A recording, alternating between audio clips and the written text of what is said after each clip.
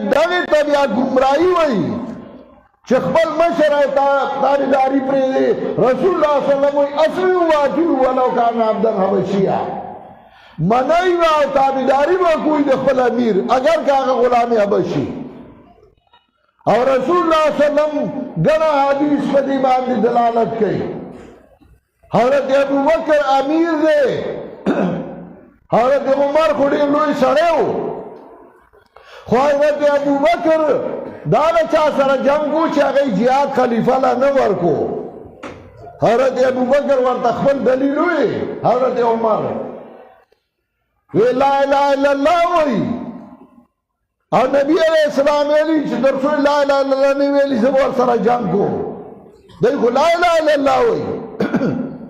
حضرت ابو بکر هغه ته دا وی چې ما څخه حدیث دی حضرت ابو بکر ورته سټ له لاس را اخلاص کړ وی درسو چې مې دا اثر په دې سټینو جنگ ور سره کو او قسم په خدای لو جرت کلاب المدینہ برجل ازواج النبی صلی اللہ علیہ وسلم کده مدینی سپید نبی اسلامی بیانی رخون راکاگی بیابا مساملیگم او دی سر بجم کو کله چې داوی امیر و خلیفہ او حضرت عمر واوری راغوی لقد شرع اللہ صدری اللہ زما سینہ کو لاؤ کرا او ماوی دے بالکل پہا کرے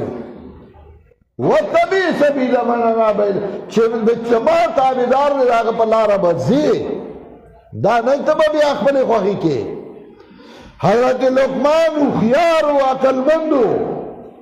د هغه خبرې ځکه موږ ته قرآن ښیي